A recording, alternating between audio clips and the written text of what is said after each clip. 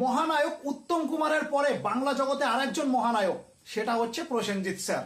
খুবই ভালো লাগলো, আমার এই কমেন্টটা দুর্দান্ত লেগেছে ভাই। কেননা প্রসেনজিৎ স্যার আমার গুরুদেব, তাকে ভালোবাসি, সম্মান করি এবং শ্রদ্ধা করি, খুব ভালোবাসি মানুষটাকে। কিন্তু এই কমেন্টটা যে করেছে তাকেও অসংখ্য ধন্যবাদ, থ্যাংক ইউ, ধন্যবাদ ভাই, দুর্দান্ত একটা কমেন্ট করার জন্য। আর সব থেকে বড় কথা, অ্যাকচুয়ালি প্রসেনজিৎ স্যার বাংলা জগৎটাকে অনেক ওপরের লেভেলে নিয়ে গিয়েছিল। সে যখন ছিল বাংলা জগতে পার্মানেন্টলি, যখন প্রসেনজিৎ স্যার কাজ করতো বাংলা জগতে, তখন বাংলা জগতের লেভেলই হাই ছিল ভাই, লেভেলই হাই ছিল। প্রসেনজিৎ স্যার এসে বাংলা জগৎটাকে অনেক ওপরে নিয়ে গেছে। বলিউডের আলোকিত দুনিয়াকে ছেড়ে দিয়ে, বলিউডের ঝলমলে আলোকিত দুনিয়াকে ছেড়ে দিয়ে ভাই বাংলা জগৎকে বেছে নিয়েছিল। নিজের পশ্চিম বাংলার ফিল্ম ইন্ডাস্ট্রিকে বেছে নিয়েছিল বাঁচানোর জন্য, যে আমার বাংলা ফিল্ম ইন্ডাস্ট্রিকে আগে দেখতে হবে, তারপরে বলিউড।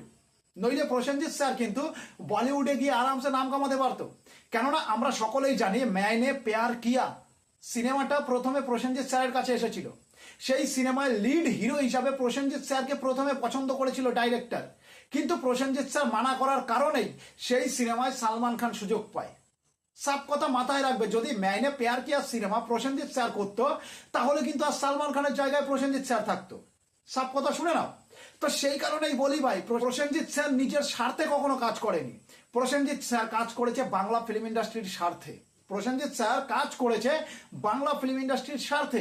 এক সময় বছরে 8টা 10টা করে সিনেমা উপহার দিত বাংলা জগৎকে, 8টা 10টা করে। পশ্চিম বাংলার মানুষ প্রসেনজিৎ স্যারের সিনেমা দেখার জন্য পাগল ছিল এক সময়। আমরা সিনেমায় হিরোইনকে সেটা দেখার কোনো প্রয়োজন মনে করতাম না।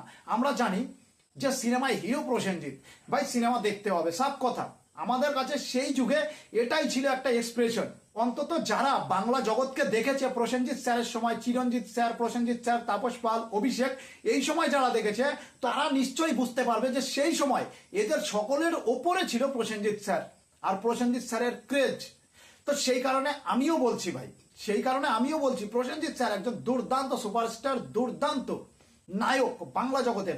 আর হ্যাঁ, মহানায়ক হবার যোগ্যতা তার কাছেও আছে, মহানায়ক হবার যোগ্যতা প্রসেনজিৎ স্যারের কাছেও আছে।